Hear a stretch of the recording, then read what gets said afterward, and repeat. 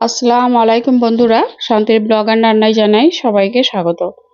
আশা করছি সবাই ভালো আছেন। যে যেখান থেকে আমার ভিডিওটা দেখছেন সকলকে জানাই অসংখ্য অসংখ্য ধন্যবাদ।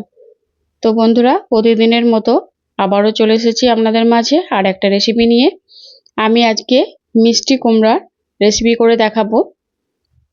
তো আমি এখানে মিষ্টি কুমড়া ভালো করে খোসা ছাড়িয়ে পরিষ্কার করে নিয়েছি, আর এখানে নিয়েছি একটা আলু আর একটা গাজরের অর্ধেকটা নিয়েছি। এরপরে এরকম একটা গ্রেটার নিয়েছি, গ্রেটার দিয়ে কুমড়োটাকে গ্রেট করে নেব। তো দেখুন, কুমড়োটাকে আমি এভাবে এই গ্রেটারের সাহায্যে গ্রেট করে নিয়েছি। এরপর এখানে আমি গাজরটাকেও এভাবে করে গ্রেট করে নিয়েছি, আর এখানে আলুটাকেও গ্রেট করে নিয়েছি। আলুটাকে গ্রেট করে নিয়ে আমি এখানে পানিতে দিয়েছিলাম যাতে একটু লাল না হয়ে যায়। এরপর এটাকে আমি এভাবে পানিটা 2-3 বার পাল্টে পাল্টে ফেলে দেব, দিয়ে আলুটাকে পরিষ্কার করে আবার ধুয়ে নেব। এভাবে করে 2-3 বার করে পরিষ্কার করে আমি আলুটাকে ধুয়ে নিয়েছি। আর এখানে আমি এইভাবে নিগড়ে গাজরের বা কুমড়োর আলুর সব যেটুকু পানি থাকবে সেটুকু আমি এইভাবে নিগড়ে বের করে দিয়েছি। তো প্রথমে আমি আলুটাকে এভাবে করে নিগড়ে নিয়েছি, পানিটা ফেলে দিয়েছি, আর গাজরটাকেও করে নিয়েছি সে একইভাবে। আর এখানে কুমড়োটাকেও আমি এভাবে নিগড়ে যতটুকু পানি থাকে সেটুকু আমি ফেলে দেব, দিয়ে এভাবে একসঙ্গে নিয়ে নেব কুমড়ো, আলু আর এখানে নিয়েছি গাজর। তো এভাবে করে আমি কুমড়োটাকে পানি এইভাবে নিগড়ে ফেলে দিয়ে নিয়ে নিয়েছি। এরপর আমি এখানে দিয়ে দেব একটা মাঝারি সাইজের কোচানো পেঁয়াজ, এখানে দিয়ে দেব 3টে কাঁচা লঙ্কা কুচি, আর এখানে আমি দিয়ে দেব কিছু মশলা। আমি এখানে নিয়েছি নুন, আর নিয়েছি চাট মশলা, লঙ্কার গুঁড়ো 1/2 চামচ, আর এখানে নিয়েছি ম্যাগি মশলা 1 চামচ। কারণ এখানে আমি কাঁচা লঙ্কা দিয়েছি তার জন্য আমি লঙ্কার গুঁড়োটা একটু কম দিয়েছি। এরপর মশলার সঙ্গে খুব ভালো করে কুমড়ো, আলু আর গাজর, পেঁয়াজ সব এইভাবে করে মেখে নিয়েছি। এখানে আমি দিয়ে দেব ধনেপাতা কুচি। ধনেপাতাটা দিয়ে দিলাম। এরপর আমি এখানে দিয়ে দেব বেসন। আমি এখানে 1/2 কাপ বেসন নিয়েছি, আর এখানে নিয়েছি চালের গুঁড়ো। আমি এখানে চালের গুঁড়ো দিয়ে দেব 3 চামচের মতো। এরপর সবগুলো উপকরণ আমি হাত দিয়ে খুব ভালোভাবে এইভাবে মেখে নেব।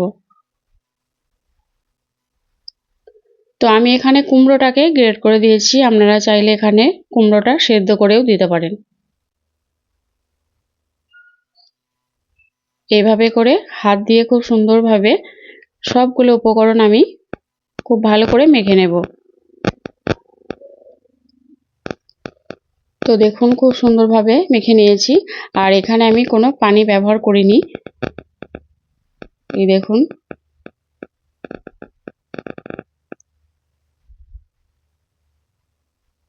এভাবে একটু এভাবে দেখে নিলেই হবে। যদি না এরকম হয় একটু চপের আকারে বা বড়ার, তাহলে একটু অল্প বেসন দিতে পারেন। এরপর আমি এগুলোকে ভেজে নেব। তার জন্য আমি এখানে একটা বসিয়ে দিয়েছি কড়াই। কড়াইটাকে খুব ভালো মতো করে প্রথমে গরম করে নিয়েছি, তারপর এর মধ্যে আমি দিয়ে দিলাম তেল। তেলটাকে খুব ভালো করে গরম করে নেব। আর দেখুন, এটা আমার ঠিকঠাক হয়ে গেছে মাখা। তো তেলটাকে খুব ভালো মতো করে গরম করে নিয়েছি। এরপর আমি এরকম পকোড়াগুলোকে ভেজে নেব।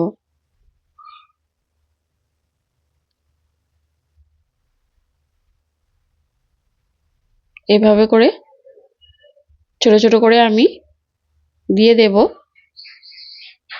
আর সবগুলো একবারে দেব না, তাহলে উল্টাতে অসুবিধা হবে। পরের ব্যাচে বাকিগুলোকে ভেজে নেব।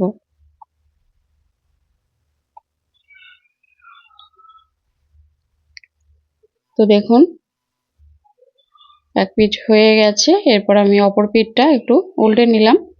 আর এগুলো দেওয়ার সঙ্গে সঙ্গেই উল্টাতে যাবেন না, তাহলে ভেঙে যেতে পারে।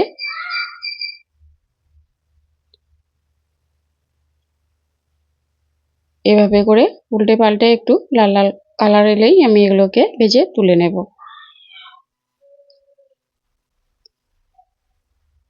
তো দেখুন এগুলো আমার প্রায় ভাজা হয়ে গেছে।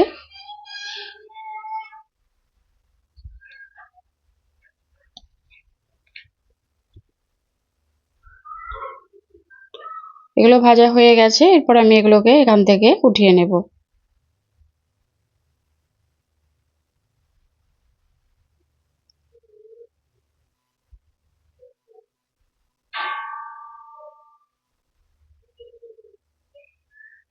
তো এগুলোকে আমি কড়াই থেকে উঠিয়ে নিয়েছি। আবারও আমি পরের ব্যাচে বাকিগুলোকে ভেজে নেব।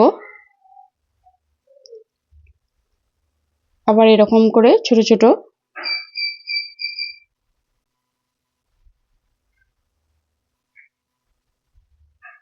বলের আকারে এরকম তেলের মধ্যে ছেড়ে দেব। আর এগুলো দেওয়ার পর সঙ্গে সঙ্গে উল্টাতে যাবেন না।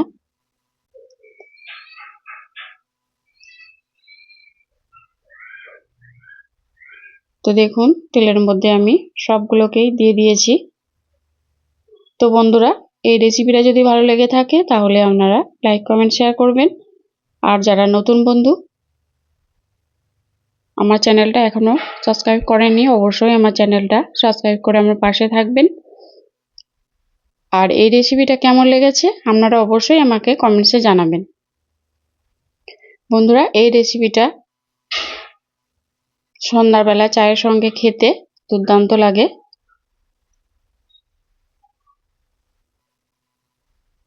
তো বাড়িতে একবার হলেও আপনারা এভাবে করে বানিয়ে খেয়ে দেখবেন, দারুণ খেতে লাগে। আর বৃষ্টির দিনে তো কোনো কথা হবে না, চায়ের সঙ্গে সন্ধ্যাবেলায় দারুণ খেতে লাগে। দেখুন কতটা মুচমুচে হয়েছে। তো আজ এ পর্যন্ত, দেখা হচ্ছে আবার পরের ভিডিওতে। ততক্ষণ সবাই ভালো থাকবেন।